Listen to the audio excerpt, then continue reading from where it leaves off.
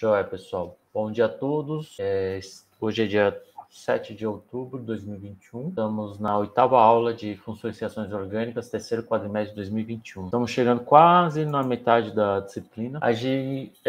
Hoje veremos uma parte de ácidos e bases. Assim como o tópico anterior, essa parte de ácidos e bases a gente vai dividir em duas aulas. A primeira parte vai ser só uma revisão do que a gente já viu em transformações químicas e tentar usar esses conceitos que a gente viu em transformações químicas para funções e reações orgânicas. Bem? Ácidos e bases, a gente tem as teorias de ácidos e bases. Hoje a gente vai ver as três teorias: o conceito de equilíbrio ácido-base, a influência da base conjugada. Pessoal, esse termo aqui vai ser o termo mais importante desse tópico. Tá? Eu vou falar muito esse termo chamado base conjugada. A definição da constante de equilíbrio do ácido, que é simbolizada pela constante K maiúsculo, índice A minúsculo, a força de um ácido, que é representado pelo pKa, e as diferenças entre pKa e pH. Depois de tudo isso, talvez a gente consiga ver isso na aula de hoje. A aula que vem, a gente vai ver os fatores que afetam a acidez, ou seja, o que faz um ácido ser mais forte que o outro. As três teorias ácido-base, creio que é de conhecimento comum. A gente tem a teoria de Arrhenius, a teoria de Bronsted e a teoria de Lewis. Eu coloquei essas três teorias dessa forma para vocês visualizarem que a Arrhenius ela é um pouco mais limitada que a Bronsted e a teoria de Lewis ela engloba as outras duas teorias. Então, vamos falar rapidamente do que se trata cada uma dessas teorias. Então, na teoria de Arrhenius, um ácido considerado um ácido de Arrhenius é uma espécie que em água ele vai se dissociar para formar H+ e A-. Se a gente pegar como exemplo um ácido tipo HA. H+, na verdade, é uma forma de representar, mais resumida, de representar a espécie H3O+, aquoso. Na verdade, o H+, é uma coisa que, assim, quando a gente representa no ambiente aquoso, né, quando ele está em água, na verdade é essa espécie que existe, tá? Ele nunca vai estar solto sozinho, ele sempre vai estar solvatado ou interagindo com uma molécula de água, e a gente acaba representando como H3O+. Existe H+ em outros ambientes, por exemplo, ambiente gasoso, pode ser que exista, tá? Mas em ambiente aquoso, uma forma de representar o H3O+, é o H+, sempre representando entre parênteses aqui. A base de Arrhenius a gente representa como algum metal ligado ao H, é toda espécie que em água se dissocia para formar ou liberar OH- e M+, no caso aqui se for um metal um catiônico monovalente. Existe uma reação de neutralização em que você mistura um ácido de Arrhenius com uma base de Arrhenius para levar sempre um sal e água como produto. Então, uma base de Arrhenius e um ácido de Arrhenius vai levar um sal e água. Essa representação aqui também não está tão correta, porque, na verdade, se você tem um sal e esse sal é solúvel, né? Geralmente é solúvel, em ambiente aquoso, esse sal não vai estar na forma associada, né? Então, geralmente, o sal vai estar na forma M+, A- ainda aquoso. Depende muito do ácido, depende muito da base, tá? Mas aqui é só um mimimi aqui em cima dessa representação. Por isso que muita gente acha se a reação de neutralização é realmente uma transformação química. O de Bronsted, que seria a segunda teoria, ela é um pouquinho mais ampla, o ácido é caracterizado por toda espécie que doa H+, né, libera H+, parece muito Arrhenius, e a base de Bronsted é aquela espécie que abstrai ou recebe o H+. Tá? Então, ao invés de a gente focar no OH-, na teoria de Bronsted, a base é aquela que vai receber o H+. Ácido libera H+, e base recebe H+. A gente tem um parâmetro que mede o grau de dissociação de um ácido Bronsted, ou seja, o quanto que ele doa H+, ou a base, o quanto que ele absorve H+, que são os parâmetros Ka e Kb. É a constante de equilíbrio em relação ao ácido, constante de equilíbrio em relação à base. Eu vou fazer um parênteses aqui do Kb, que ele está ficando cada vez em desuso, tá? A gente vai focar muito na aula de hoje e na aula que vem no Ka, que é o grau de dissociação do ácido do tipo HA em água. Então, o que envolve na teoria de Bronsted-Lowry é a figura do H+. enquanto que na Arrhenius a gente tem o ácido H+, e a base OH-, na teoria de Bronsted, o ácido é uma espécie que vai transferir H+, uma base de Bronsted, que vai receber o H+. Então, base vai ser toda espécie que vai receber um H+, e um ácido vai ser toda espécie que vai doar esse H+, né? Vai liberar o H+. Uma reação do tipo ácido-base de Bronsted, a gente tem a figura do ácido, a base, né? Vou colocar em equilíbrio, mas liberando a base protonada mais a base conjugada. Então isso aqui se chama ácido, isso aqui se chama base. Presta atenção, pessoal, que eu vou começar a usar muito, não só o termo ácido e base, mas os dois termos, os dois produtos da reação ácido-base. Esse termo aqui que eu estou colocando em azul é um dos mais importantes da aula de hoje. Esse aqui a gente chama isso de base conjugada do ácido H, tá? Então, quando você tem a figura do ácido e ele perde o H+, por exemplo, ele se transforma numa base. E a reação da esquerda para a direita é uma reação ácido-base, mas a gente pode considerar também a reação da direita dos produtos virando reagentes. Observando aqui as estruturas dos produtos e imaginando uma possível reação de volta, essa espécie agora vai ser a base, e essa espécie agora vai ser o ácido. Então, essa espécie aqui a gente chama de ácido conjugado, tudo bem? Então, de novo, eu vou repetir várias vezes alguns slides, que eu peguei de várias referências diferentes. Então, o ácido é uma espécie que vai doar o H+, uma base, certo? A base, então, vai ter o papel de receber o H+. Então, a gente vai ter como produto a base conjugada e o ácido conjugado. Então, ácido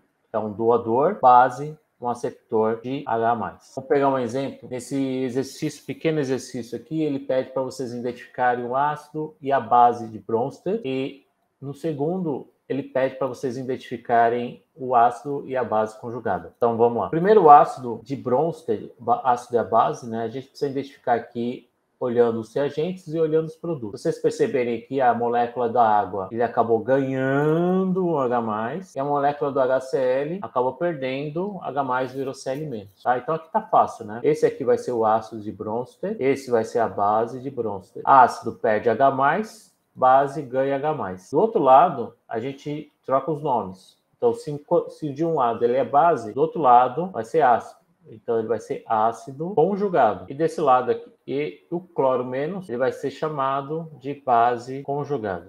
Então, quando eu for avançar nesse tópico e começar a falar de constante de acidez, pKa, pH, força de ácidos, eu vou usar muito mais a teoria de Bronsted do que a teoria de Arrhenius, tá? A teoria de Lewis, que é a teoria mais ampla de ácido-base, existem outras teorias de ácido-base, tá, pessoal? Só fazendo um parênteses.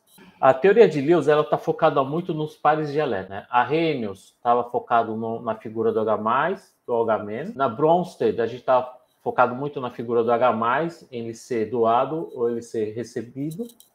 E na teoria de Lewis, a gente foca no pares de elétrons. Então, pares de elétrons geralmente vem de onde? Vem da base, né? Então, bases de Lewis, então não estou falando de ácido, estou falando de base. Então, uma base, usando a teoria ácido-base de Lewis, é uma espécie que tem o papel de doar pares de elétrons. Consequentemente, o ácido vai ser aquela espécie que vai receber o par de elétrons. Essa teoria de Lewis vai estar muito mais presente, não na teoria ácido-base, mas na teoria de reatividade. Então, reações envolvendo nucleófilos e eletrófilos, ele está mais com cara de teoria ácido-base de Lewis, tá? Enquanto que a teoria ácido-base que a gente vai focar hoje vai ser mais usada a teoria de Bronsted. Então, a base vai ser aquela espécie que doa um par de elétrons. Então, geralmente, uma base contém um par de elétrons desemparelhado. Muitas vezes a gente representa isso com uma carga negativa. E o ácido é aquela que tem ou uma carga positiva, ou consegue receber um par de elétrons, de alguma maneira. Olha essa curva aqui, pessoal. A bendita seta curva apareceu nessa teoria ácido-base de Lewis para mostrar que pares de elétrons, geralmente uma espécie rica em elétrons, ataca uma espécie pobre em elétrons. Uma espécie pobre em elétrons quer receber um par de elétrons. Então, é um aceptor. Então, uma teoria que eu falo muito, principalmente na outra disciplina de mecanismos, é a teoria rico-pobre.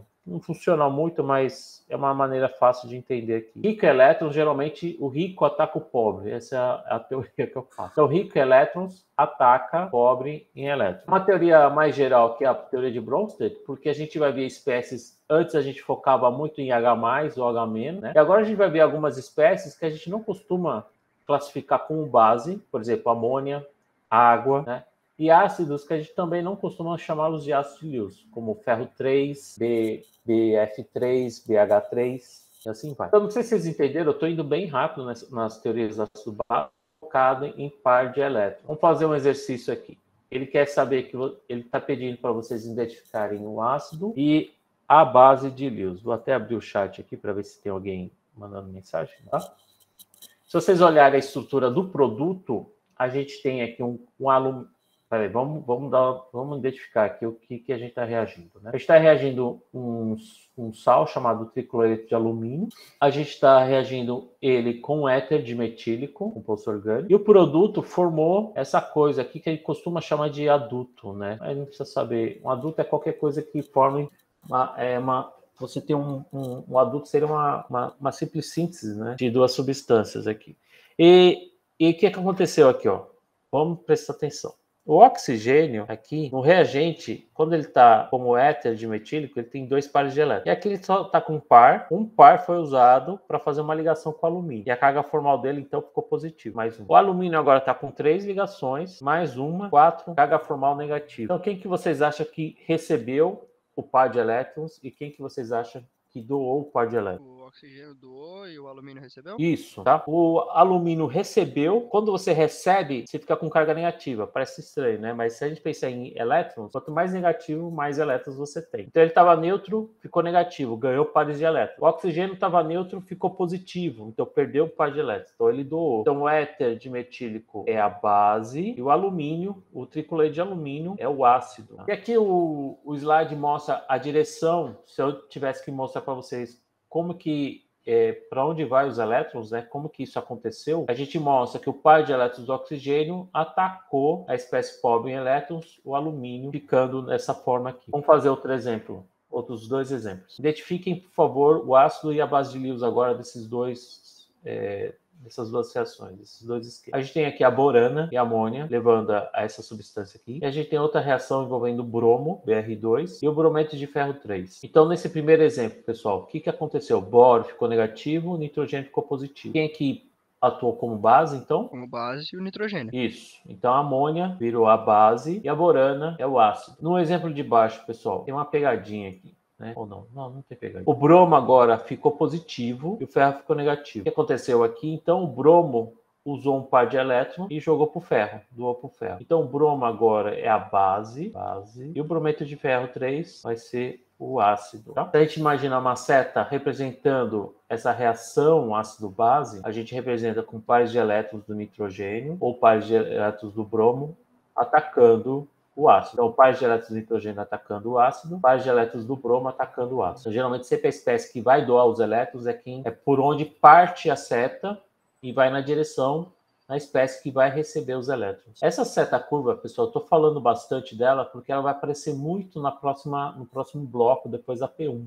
Quando começar a falar de reações. E uma das coisas que a gente vai explorar bastante é o uso correto dessas setas, tá? Então já vão percebendo que aqui a seta sempre vai partir dos pares de elétrons e sempre vai ir numa direção de uma espécie que está deficiente de elétrons, ou que está querendo receber o par de elétrons. Bem, a borana aqui é um caso... Eu preciso fazer um parênteses também, mais um parênteses aqui para explicar o caso da borana.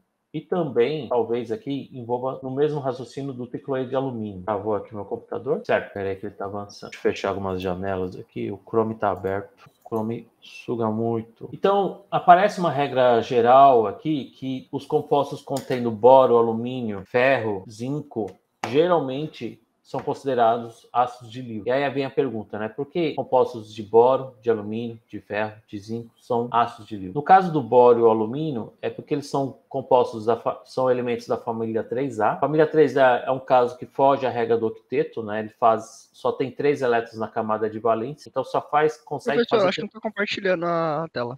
Oxi, parou de compartilhar? Parou. Ah, desculpa. O computador tá morrendo aqui. Agora foi. Obrigado. Valeu para avisar. Eu tava falando aqui no caso do boro, tá? Porque esses elementos são considerados ácidos de Lewis, né? Compostos contendo esses elementos, sais de ferro 3, sais de zinco 2, elementos de boro, compostos de boro, compostos de alumínio, são considerados ácidos de Lewis. No caso do boro e alumínio, eles são elementos da família 3A, são elementos que fogem à regra do octeto, eles possuem 3 elétrons na camada de valência, então só consegue fazer 3 ligações, né? E se a gente lembrar lá das primeiras aulas de distribuição eletrônica, né, orbitais, eles vão carregar sempre um orbital p vazio, principalmente os compostos de bóron e alumínio. Então eles vão ter um orbital p vazio, orbital atômico p vazio. Tá? Vocês podem ver isso quando vocês forem fazer a distribuição eletrônica, né? No caso do bóron, deixa eu só...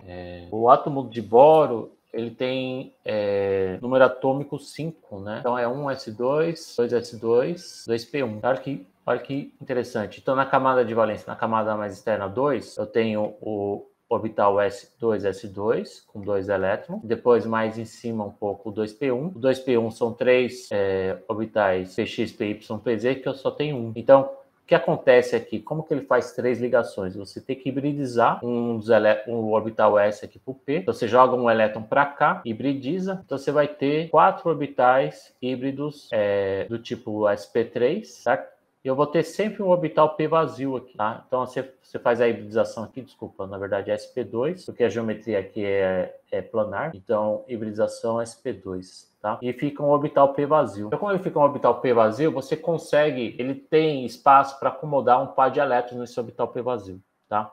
Esses 3 orbitais sempre preenchidos já estão preenchidos com os átomos de hidrogênio, e aí fica mais um orbital vazio. Por isso que o caso do bóron e do alumínio acontece algo muito similar. Você tem um orbital P vazio que consegue receber um par de elétrons, por isso que ele é um ácido. No caso do ferro e do zinco, já envolve outras coisas, principalmente orbitais D. Então já começa a ir para um outro caminho. Então deve ter orbitais vazios também, talvez orbitais D vazio. Aí a gente precisa parar um pouco e voltar um pouco na área de química dos elementos para a gente rever, principalmente os orbitais D, provavelmente envolve os orbitais D para que eles consigam acomodar pares de elétrons, tá? E atuarem como ácidos.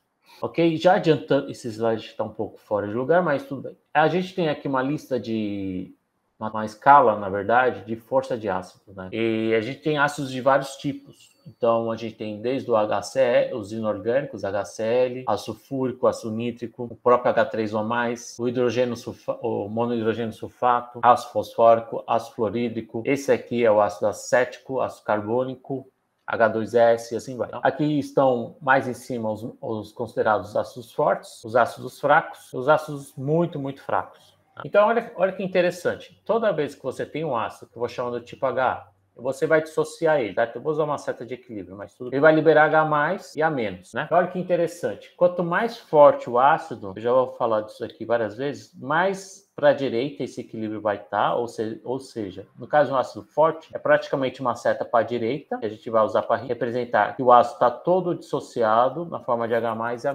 Né? Se a gente pensar no lado contrário, usando esse mesmo ácido forte, por exemplo, o ácido clorídrico, certo? A gente não costuma usar seta de equilíbrio. A gente mostra que o ácido clorídrico em água dissocia em H+, Cl-, um ácido forte. Só que como é que a gente pensa em termos de basicidade? Se a gente pensar em termos de basicidade, enquanto que um ácido é forte, a base conjugada vai ser fraca. Tá? Então, se você tem um ácido forte, sempre vai ter... Por que ele vai ser forte? Porque sua base é fraca, tá? Muito fraca. Base conjugada. Na verdade, a gente não vai usar muito o termo base conjugada fraca. A gente pode chamar isso de estável, tá? Pouco reativo também. É outro termo para dizer que essa base é muito, muito fraca. Uma base estável não vai reagir com ninguém. Tá? Então, presta atenção nesse raciocínio que eu estou fazendo. Ácido forte vai gerar uma base fraca, uma base estável, enquanto que um ácido fraco é porque você tem uma base conjugada forte. Então, se você pegar uma base conjugada fraca, por exemplo, um ácido fraco, por exemplo, CH4, tá? Metano, acho que ninguém nunca parou para pensar numa reação desse tipo aqui, né? Essa base conjugada é super forte. Então, na verdade, o que acontece é a reação indo para cá, né? Provavelmente muito pouco essa é uma base muito forte em relação a isso daqui, que é um ácido muito, muito fraco. Isso que eu estou comentando tem muito a ver com o conceito de equilíbrio químico. E para quem ainda não lembra muito do conceito de equilíbrio químico, né? Eu vou usar muito o lance da dupla seta, que é essa seta aqui mostrando um equilíbrio entre duas espécies, ou entre produtos reagentes. Tá? O equilíbrio químico, ele é definido como quando as reações dos reagentes e agentes virando produtos, e ocorre a reação inversa entre produtos virando reagentes, é quando essas duas reações acabam têm da mesma velocidade, certo? Velocidade não significa intensidade. Então, quantidade, desculpa. Não significa que eu tenho 50-50, tá? Depende muito da reação química e depende muito para aquilo o quão deslocado está o equilíbrio. Existem equilíbrios mais deslocados para cá, existem equilíbrios mais deslocados nos reagentes, mas a gente tem um equilíbrio dinâmico. Vai chegar um momento, dependendo das concentrações, que as velocidades vão ser iguais, daqui para cá. Então, muita gente associa equilíbrio com uma balança, mas não é bem uma balança. A balança sempre é associar algo mais 50-50. Tá? É como se uma balança estivesse parada meio que assim, né? Ou, eu não sei se vocês estão me vendo, mas uma balança 50%, né? Sempre a gente vai ter esse lado igual a esse lado, tá? Mas equilíbrio químico é isso aqui, ó. Você ter um lado equilibrado com o outro lado, tá? Tanto assim como assim. Então, eu posso ter uma concentração alta, mas que vai estar em equilíbrio. Eu posso ter mais os produtos do que em reagentes, dependendo da reação química. Existe um parâmetro, uma constante que define para cada reação a constante de equilíbrio, que é definido como K maiúsculo. Nesse caso aqui, ele está com uma letra C, que é C de concentração. Tá? Então, a gente pode definir a constante de equilíbrio em termos de concentração, em termos de pressão. Tá? No caso de concentração, a gente calcula como uma razão entre as concentrações dos produtos depois que atinge o equilíbrio. Então, concentração de C no equilíbrio vezes concentração de D no equilíbrio, elevados aos coeficientes estequiométricos. Tá? Dividido, que são Czinho e Dzinho, dividido pelo produto das concentrações dos reagentes elevados aos seus coeficientes estequiométricos, aqui no caso Azinho, Bzinho. Então, o que eu quero mostrar é que equilíbrio não é 50%, tá? A gente pode ter equilíbrios onde a reação não é que ela para, mas a velocidade da formação dos produtos dos reagentes acaba atingindo a mesma velocidade. Tá? Então ele pode meio que ficar assim, nessa situação, e você atingir o equilíbrio. Ou você pode ter essa situação aqui, que você vai também atingir o equilíbrio. Quando você tem uma situação dessa, você tem uma concentração maior de produtos do que de reagentes. Então significa que o seu K maiúsculo é maior que 1. E quando você tem uma concentração maior de reagentes do que de produtos, você tem um K maiúsculo menor que 1. E isso aqui a gente observa também em ácidos. Ácidos fortes geralmente vão ter constantes maiores que 1. E ácidos fracos, geralmente eu vou ter constantes menores que 1, que vai ser esse caso. Então, se a gente pensar num ácido relativamente forte, a gente vai ter bastante H mais no meio. Se a gente pensar num ácido fraco, eu vou ter mais desse ácido aqui não dissociado, ou seja, eu vou ter menos H mais no meio. Então, geralmente, ácidos fortes possuem constantes de equilíbrio maiores que 1, e ácidos fracos, fazendo esse mesmo raciocínio de Kc, vai ter um K menor que 1. Como é que a gente calcula o Kc numa reação de equilíbrio de ácido? Eu tenho aqui uma reação de ácido-base de Bronsted. Eu tenho o ácido, uma base. Esse aqui vai ser o ácido conjugado. E esse aqui vai ser a base conjugada. Então, vamos colocar os nomes aqui de novo, para a gente não esquecer. Ácido, base. Esse aqui vai se chamar ácido conjugado. E essa aqui vai ser a base conjugada. Então, a gente coloca produto das concentrações dos produtos. Então, concentração de H+, vezes concentração de A-, dividido pela concentração de HA, vezes concentração de água. Tá? Só que a concentração de água é praticamente constante. Então, a gente multiplica no Kc. Então, Ka, na verdade, seria Kc vezes a concentração de água do equilíbrio. E aí, isso acaba virando Ka. Tá? E esse Ka, então, é o parâmetro que a gente descreve para medir a força de um átomo. Tá? Como o Ka varia muito na ordem de potência de 10, né? A gente tem Ks muito altos, Ks muito baixos. Então, foi criado o menos log de K, o pKa, na verdade, né? Que é o parâmetro principal para medir a força de um ácido. Ela é numericamente representada por menos log da constante de ácido Ka. Então, a gente vai falar muito de pKa a partir de agora, tá? Essa aula de hoje e a aula que vem a gente vai focar muito no pKa.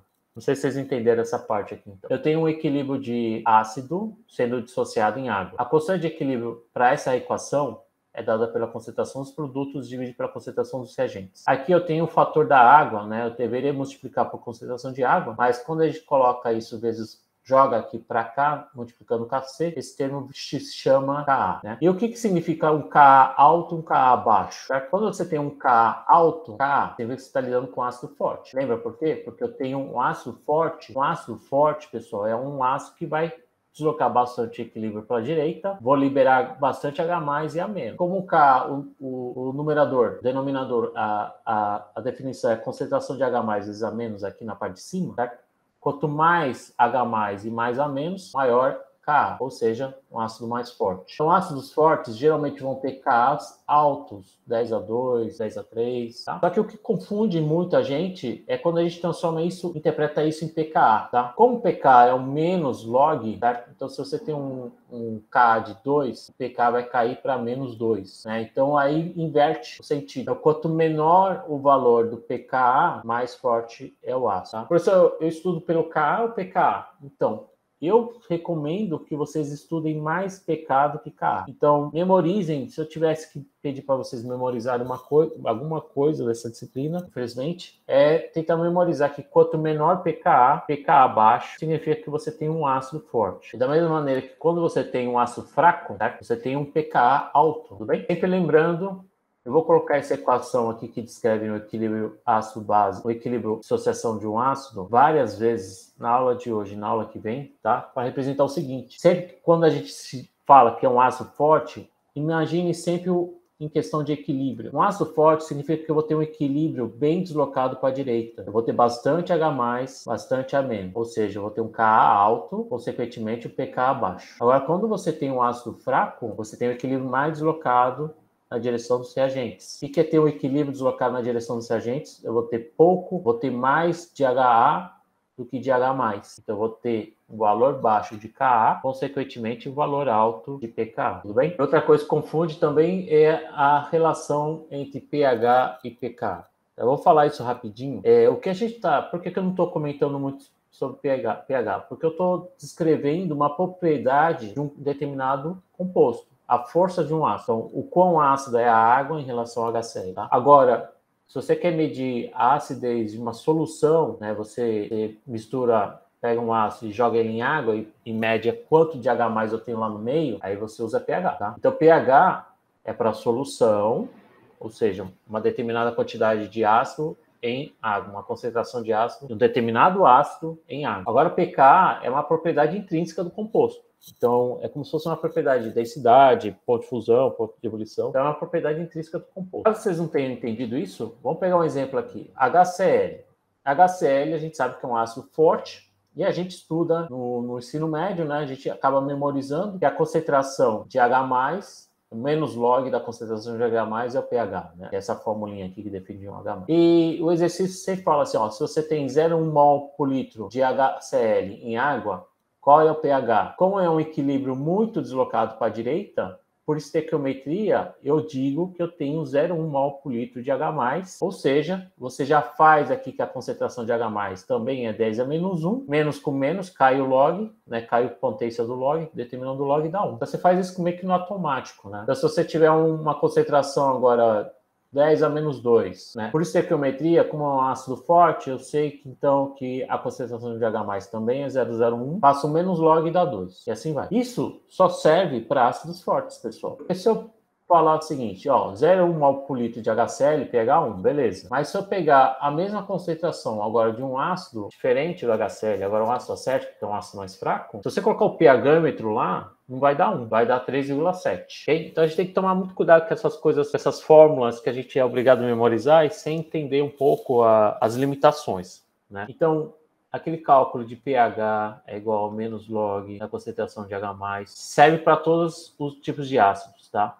O que vai diferir de um ácido forte e um ácido fraco é quanto de H+ que ele libera. Vou fazer o mesmo raciocínio de novo, pela enésima vez. Ácidos fortes, você tem o equilíbrio quase que praticamente deslocado para a direita. Se você tem 0,1 aqui, você vai ter 0,1 aqui. Tá? Todo ele foi dissociado para H+, Cl-. Agora, se você tem 0,1 mol de ácido acético, joga em água, como o equilíbrio é mais deslocado agora na direção dos reagentes, você não vai ter 0,1 de H+ aqui não. Você vai ter X, tá? Então, por causa da constante aqui ser mais baixa, eu vou ter X de H+. No equilíbrio, eu perdi 0,1 X, foram transformados em H+. Quanto que eu tinha antes? 0,1 menos X sobraram na forma não dissociável. E aí você faz aquela regrinha, aquela equação, usando a constante de equilíbrio, tá? Aqui por estequiometria é 1 para 1, então libera o X, de acetato e X de H+, e aí você faz a constante vezes, que é a concentração de H+, concentração de base conjugada, dividido pela concentração do ácido não dissociado, tá? O Ka geralmente é dado em exercício, tá? Dependendo do exercício. E a concentração de H+ é X, concentração da base conjugada é X, 0,1 menos X. Isso é igual a Ka. Você resolve essa equação de segundo grau e descobre o X. Descobrindo o X, o que é o X? É a concentração de H+. Então, coloca aqui ainda no menos log, você não resolveu, e aí o pH provavelmente vai chegar nesse valor aqui, tá? Então, sempre cuidado, por isso que eu não uso muito pH nessa disciplina, porque ela está mais atrelado à acidez de uma solução. Então, isso aqui é muito mais coisas práticas, né? Do dia a dia. Quando você faz uma solução, e aí, como a gente lida muito com moléculas orgânicas, vai chegar um momento que muitas moléculas orgânicas não são solúveis em água. Então, tem essa questão também, tá? Então, a gente usa, a partir de agora, só o pKa, que é característico de cada composto. É uma propriedade. Tudo bem? Tudo certo, tudo certo. Tranquilo, tranquilo.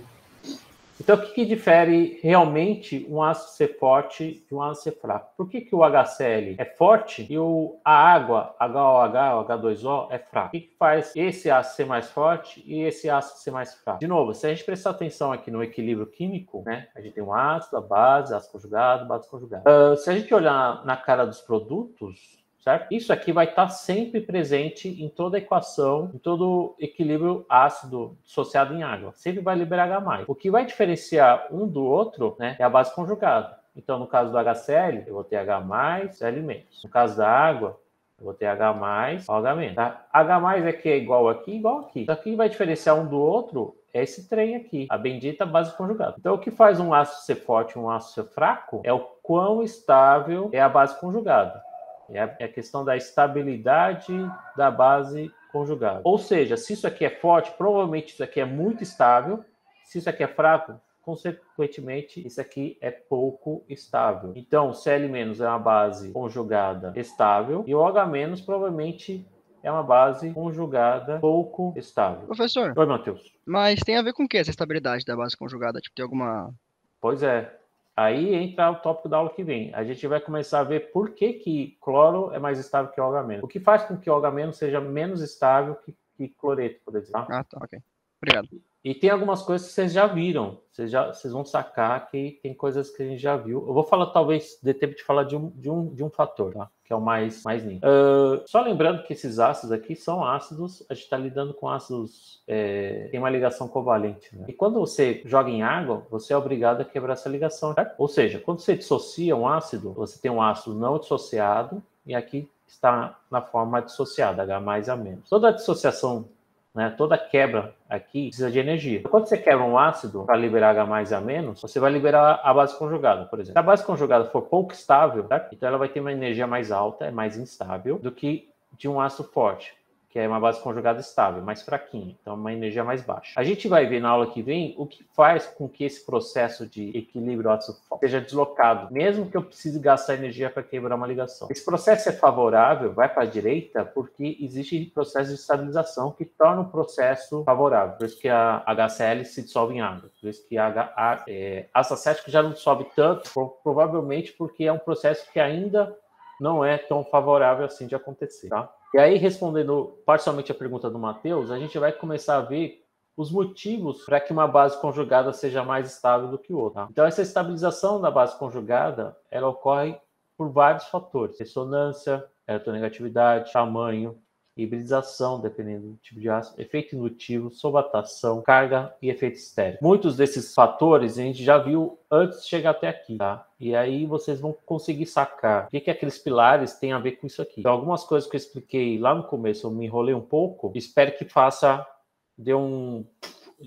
tem uma relação com o que a gente está vendo aqui agora. Tá? Vou falar só da eletronegatividade, apesar da aula ter menos de 1 hora, mas eu acho que eu vou parar por aqui, porque senão vai ficar muito pesado. Vamos falar de eletronegatividade de novo, pessoal? Lembra dessa... Eu estou usando o mesmo slide que eu mostrei, acho que lá no começo da aula, da disciplina, desculpa. A gente tem aqui a série de carbono, nitrogênio, oxigênio e flúor. A gente sabe que o flúor é mais eletronegativo que o oxigênio, que o nitrogênio, que o carbono. Preciso explicar de novo por quê, né? Agora vamos pegar o fluoreto, o hidróxido, o amideto e o CH3-. O que são essas espécies aqui? Essas espécies, pessoal, são justamente as bases conjugadas desses ácidos aqui, ó, os ácidos aqui, HF, H2O, aqui tá errado, NH3, e aqui é CH4. Então aqui são os ácidos, e esse aqui são as bases conjugadas, ok? Se o flúor é mais eletronegativo, quem acomoda melhor a carga negativa dessa série aqui? É o fluoreto. Então, o fluoreto é mais estável. Essa carga negativa está ligada ao oxigênio, tá? Então, o hidróxido, que a gente vê no NaOH, nas bases de arrênios, essa carga negativa está no oxigênio. Quem segura melhor a carga negativa? É geralmente o átomo mais eletronegativo. Então, aqui eu já adiantei a animação, o fluoreto é mais estável que o hidróxido, é mais estável que o amideto, que é mais estável que o CH3-. Então, se o fluoreto é mais estável, o que é mais estável? A gente está analisando a estabilidade da base conjugada. Se ele é mais estável, o equilíbrio está mais deslocado para a direita. Se o equilíbrio está mais deslocado para a direita, eu tenho um Ka alto, ou seja, um pKa mais baixo, ou seja, um ácido mais forte, tá? Então, quanto mais estável esse trem, mais forte vai ser o ácido. Então, dessa série aqui, a gente espera que quem seja o ácido mais forte? O HF, depois a água, depois o amônia e depois o metano. Então, não sei se vocês estão enxergando isso. A gente está usando o pilar da eletronegatividade para explicar teoria ácido-base, para tentar explicar por que o HF é mais ácido que a água, por exemplo. E a gente observa isso pelos valores de pK. Valores de pK são valores experimentais que foram determinados, e a gente percebe facilmente aqui a diferença de acidez do HF para a água. HF é 3,5 e água é 16. Quanto menor pK, mais ácido. Então, dessa série aqui, ó, HF é mais ácido, depois vem a água, depois vem a amônia, depois vem o metano, que é 45. Já é muito pouco, tá? Dá para fazer a mesma uma analogia similar aqui, ó, analisando alguns grupos funcionais já. Então, álcoois, isso aqui é um álcool, isso aqui é uma amina, isso aqui é um alcano. Álcoois são mais ácidos que aminas, que são mais ácidos que alcanos. Por quê? Bem, esse aqui é o hidrogênio mais ácido, certo? Que vai sair, e aí você vai gerar uma base conjugada RO-. Então, se a gente pensar no equilíbrio ácido-base, não é muito comum a gente ver isso, mas acontece, certo? Com NH2 também, a gente tira, apesar de aminas serem básicas, né, a gente pode tirar um hidrogênio. Fica isso aqui, mais H+. Quem estabiliza melhor a carga negativa? O oxigênio, para ele ser mais eletronegativo. Está falando de eletronegatividade. Como essa base conjugada é mais estável que essa, ele vai ser mais ácido, intermediário e mais fraco. Então, a gente está sempre analisando essas bases conjugadas por enquanto. Tá? A gente só está vendo esses casos aqui. Flúor mais estável que hidróxido, mais estável que NH2, mais estável que CH3-. Pelo fato de o flúor ser mais eletronegativo. Tá? Como eu tenho um tempinho ainda, aqui está a escala de eletronegatividade, tá, pessoal? Eu só vou falar de outro quesito que aí vai bugar um pouco a cabeça de vocês, mas a gente volta nisso aqui na aula que vem. Quando a gente compara o tamanho dos átomos. A gente viu agora há pouco que flúor ele é mais eletronegativo que o oxigênio. Tá? E se a gente tivesse que relacionar a acidez agora entre HF, HCl, HBr, HI. Vocês observarem direito aqui, voltando na eletronegatividade, a gente estava analisando ácidos do mesmo período de elementos da tabela periódica, tá? Então, a gente estava analisando flúor, oxigênio, nitrogênio e carbono. Agora, aqui, a gente vai analisar os ácidos do mesmo grupo. Então, tem o flúor, cloro, bromo e iodo. Então, a gente está analisando agora elementos do mesmo período. Então, HF, HCl, HBr, HI. Bem, vamos montar aqui as bases conjugadas. A base conjugada do HF é o F-, a base conjugada do HCl é o Cl-, a base conjugada do HBr é o Br-, e a base conjugada do HI é o I-. Tudo bem. Se vocês lembrarem da escala de eletronegatividade, o flúor está aqui na pontinha, né? Então, o flúor é o primeiro, o cloro é o segundo, o bromo é o terceiro e o iodo é o quarto. A eletronegatividade, o flúor é maior que do cloro, que é maior do bromo, que é maior do iodo. Tá? Provavelmente, então, se ele é mais eletronegativo, ele provavelmente vai ser mais estável que o bromo, mais estável que o iodeto.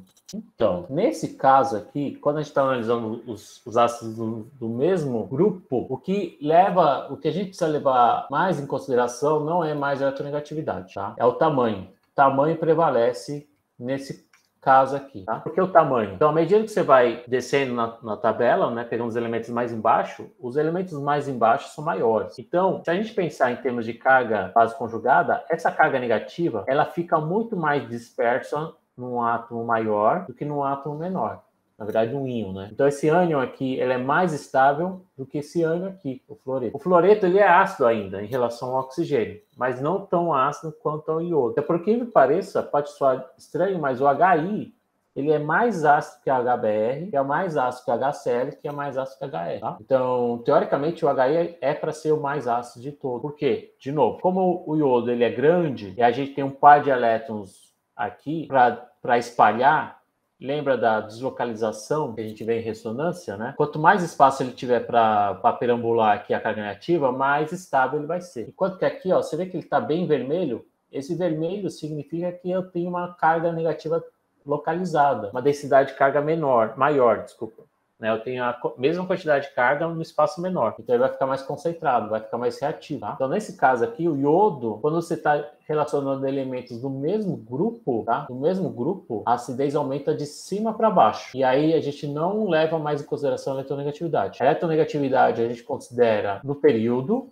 Então a acidez, a gente leva em consideração a eletronegatividade como critério para definir a ordem de acidez. E no grupo, para definir a ordem de acidez, a gente leva em consideração o tamanho do elemento. Então, o HF tem um pK 3,5, que a gente viu lá na outra tabela, né? Já era bem ácido. Só que o HCl já tem um pK de menos 7, HBr menos 9 e o HI menos 10. Então, nessa série aqui, o HI é o mais ácido de todos. A mesma coisa acontece com a família dos calcogênios. Água, pK 16. H2S, 7. H2SE, 4. E H2TE, 3. Então vai diminuindo também, tudo bem? Então eu tenho uma diminuição do valor de pKa, significa que eu estou aumentando a acidez, certo? Por que a acidez está aumentando? Porque o tamanho do átomo aumenta e a carga fica mais dispersa. Então eu tenho uma menor densidade eletrônica, que a gente pode usar esse termo também, tá? Então ele fica mais estável do que uma carga mais concentrada no espaço menor, aqui no caso do fluorito. Então a questão de tamanho, se a gente está relacionando a carga espalhada num determinado volume, né, no tamanho, então a gente chama isso de densidade. Então a densidade eletrônica aqui é menor, então está mais estável, enquanto que a carga aqui está mais concentrada, porque ele está no espaço menor, então ele fica mais reativo. Mesmo assim é bem ácido em relação à água, que a gente estava analisando no caso anterior. Então a gente está analisando aqui, então, dois fatores, por enquanto, existem vários, que é a eletronegatividade e o tamanho. Tá? Na aula que vem, a gente vai começar mais ou menos desse ponto e começar a explorar os outros fatores que afetam a acidez. A solvatação abaixo ajuda a estabilizar a base conjugada. A gente vai ver o efeito da carga, tá? O efeito de hibridização, que não está aqui, eu esqueci. Efeito indutivo, aparece de novo. Ressonância, olha a ressonância aqui de novo, pessoal. Vai aparecer de novo, tá? Faltou hibridização aqui, que eu vou ter que corrigir isso para a aula que vem. Mas eu vou parar por aqui, senão a aula vai ficar muito densa, é muita informação para uma aula só, ok? Vocês precisam carregar aqui para a aula de hoje as 3 teorias ácido-base, e o conceito de equilíbrio químico, o que é constante em relação ao ácido, o que é o pKa, né? E a diferença entre pK e pH, por enquanto. E aí, para a próxima aula, a gente vai ver por que ácidos fortes, ácidos fracos existem. Quais são os fatores de um ácido ser mais forte que o outro, tá? Tudo bem? Beleza, professor. Eu vou parar por aqui, tá? Semana que vem é feriado, então a gente se encontra só na quinta que vem, no dia 14 de outubro, tá? Então vocês vão ter um descanso. Só que eu vou amanhã, pessoal, é que essa semana tá muito corrida para mim. Amanhã eu vou soltar o exercício 2 já, tá? Então aqui é o segundo exercício valendo nota. E aí ainda nem corrigi o primeiro, mas eu vou corrigir, se der amanhã também, já vou corrigir o exercício, soltar as notas do exercício 1 e soltar o exercício 2 para entrega para uma semana também. Tudo bem, pessoal? Tudo bem? Beleza. Legal, Lucas. Eu vou interromper a gravação.